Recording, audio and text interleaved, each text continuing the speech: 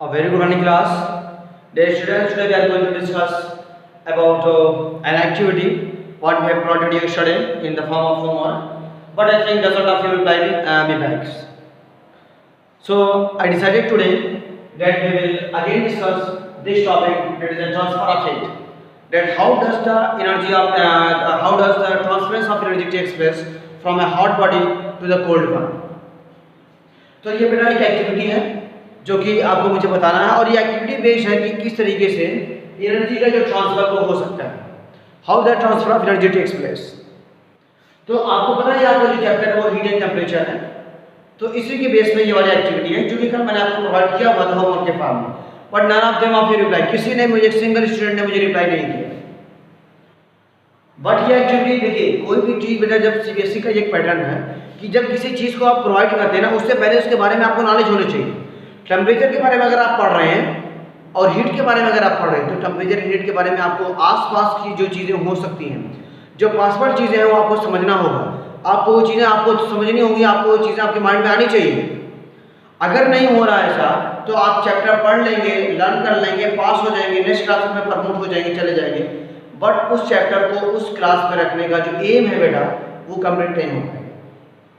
तो चीज़ें हैं कि आपको अपने डेली लाइफ से जोड़ने का मकसद है। ये जो एक्टिविटी गिवन है, आप एक सिंगल वे में कह सकते हैं एक्टिविटी आपको डेली लाइफ से जोड़ रही है।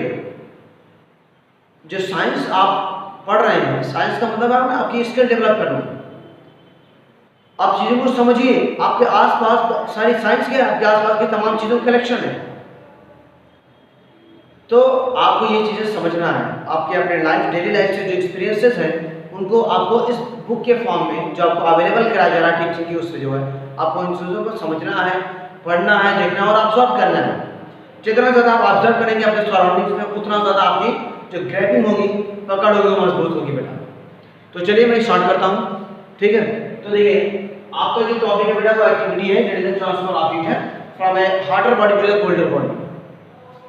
अब इसके लिए कुछ आपके रिक्वायरमेंट यानी कुछ चीज़ों की ज़रूरत पड़ेगी। तो पहली चीज़ एक कॉइन आप ले लीजिएगा, दैट इज द कॉइन। ये वही एक्टिविटी है जो मैंने आपको कर दिया था होमवर्क में। एक कॉइन ले लेंगे बेटा और ये मत पूछिएगा 1 रुपीज़ 2 रुपीज़ या 5 rupees 10 rupees any one of 10 you can take.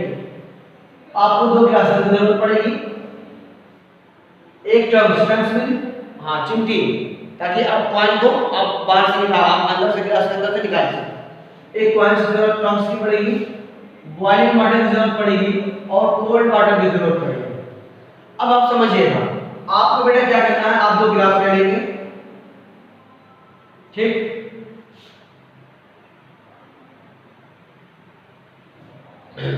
आप 2 गिलास ले लेंगे, मान लीजिए ये मैंने G1 मान लिया, गिलास 1 एंड दिस इज द गिलास 2। अब आपको क्या करना है, दोनों इस गिलास में नॉर्मल वाटर, दैट मींस जो फ्रेश वाटर है, आपके समरसेबल का आप टैप वाटर ले सकते हैं, कुछ भी आप यहाँ पर 3/4 भर लीजिए, 3/4 मतलब आप कह सकते हैं, हाँ 3/4 और ले लीजिए क्योंकि 3/4 मतलब हो जाएगा आपका 70% 75%। तो ये चलिए मैंने सपोज करिए ये 3/4 मैंने इसको फिल कर दिया, ठीक। तो मैंने गिलास 1 गिलास 2 ले लिया और यहाँ पर जो फ्रेश वाटर है that means tap water, normal water को मैंने इस गिलास से 3/4 मैंने भर दिया। 3/4 मींस 75% ऑफ दैट गिलास, ये मैंने भर दिया। अब आपको क्या करना है, आप एक बीकर ले लेंगे कुछ इस तरीके से, एक वेसल ले लेंगे। आप उस वेसल में क्या करेंगे कि आपको करना ये है कि इसमें पानी आपको करेंगे और इसको आप हीट करेंगे नीचे से, आप इसको हीट कर लेंगे, बर्नर लगाएंगे, ठीक है। तो आप बर्नर के थ्रू इस आप वेसल्स को हीट कर देंगे और इसमें एक, मान लीजिए मैंने कॉइन रख दिया, ये एक कॉइन है, ठीक है, समझ आ गया बेटा। तो ये मैंने वेसल लिया, इस वेसल में पानी है और उसके बाद मैंने बर्नर से हीट कर दिया और हीट कर दिया तो आपको से आपका वाटर भी हीट करेगा। जब ये वाटर हीट करेगा तो आपका कॉइन भी क्या हो जाएगा, हीट हो जाएगा। वाटर के जिस तरीके से धीरे ग्रेजुअली जो है वाटर आपका हीट होगा, इन द सेम वे आपका कॉइन भी हीट होगा। अब जब कॉइन हीट हो जाए थोड़ी देर के बाद, तो आप इस टंग्स की हेल्प से, ठीक है, इस चिमटी जो आपने टंग्स लिया ना चिमटी, इसके हेल्प से इस कॉइन को यहाँ से निकालेंगे और किसी एक आप गिलास में आप डाल देंगे, किसी एक गिलास में यहाँ से आप कॉइन को निकाल लेंगे with the help of the tongues, and for that आप किसी दोनों में से एक गिलास में आप डाल देंगे इस कॉइन को, और 1 से 2 मिनट के बाद आप दोनों वाटर को आप चेक करिएगा। आप देखेंगे कि जिसमें आपने कॉइन डाला हुआ बेटा, यहाँ का जो टेम्परेचर होगा ये ज़्यादा हो जाएगा इसके कंपैरिजन में। दैट मीन्स ये कॉइन जो क्योंकि हीट था आपका, तो जब ये कॉइन हीट का जैसे ही आपने यहाँ से निकाल कर इसमें आपने देखिए इस गिलास में डाल दिया, तो इसने क्या किया, इस वाटर को एनर्जी ट्रांसफर कर दिया, क्योंकि एक्चुअली ये क्या था, इसका टेम्परेचर बढ़ा हुआ था, ये हीट में था। जब इसका टेम्परेचर बढ़ा हुआ था, ये हीटेड कॉइन था, तो जैसे आपने इसमें डाला, इसने क्या किया, अपनी एनर्जी को ट्रांसफर कर दिया, किसको, इस वाटर को। क्योंकि एनर्जी का ट्रांसफर कहाँ से होना है, that is always from hot body to cold body. तो हॉट बॉडी आपका कॉइन है, कोल्ड बॉडी आपका वाटर है। तो जैसे आपने इसमें डिप किया कॉइन को, इस कॉइन ने अपनी जो एनर्जी थी, ज्यादा मैक्सिमम एनर्जी थी, इस वाटर को ट्रांसफर कर दिया, और इस तरीके से इस टेम्परेचर, इस वाटर का टेम्परेचर क्या होगा, टेम्परेचर आपको बड़ा इंक्रीज कर दिया।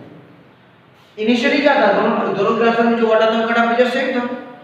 इनिशियली दोनों ग्लासेस का जो टेम्परेचर है वो सेम था, बट यहाँ पर जैसे आपने इस कॉइन को इसके अंदर डिप किया, टेम्परेचर बढ़ गया, क्यों, क्योंकि एनर्जी का ट्रांसफर हो गया।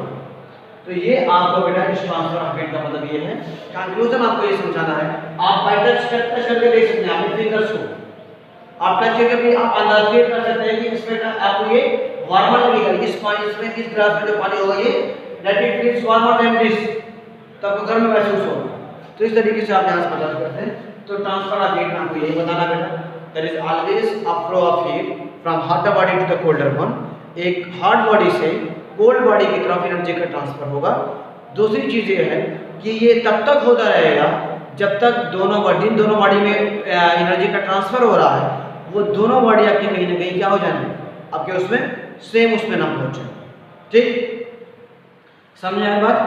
जब दोनों बॉडी, मान लीजिए कि इस कॉइन में और इस वाटर में एनर्जी का ट्रांसफर हो रहा है, तो ये एनर्जी का ट्रांसफर तब तक होता रहेगा बेटा जब तक इन दोनों का टेम्परेचर सेम ना हो जाए, तब कॉइन का और इस वाटर का टेम्परेचर सेम ना हो जाए, तब तक जो है बॉडी का टेम्परेचर होता चलता रहेगा।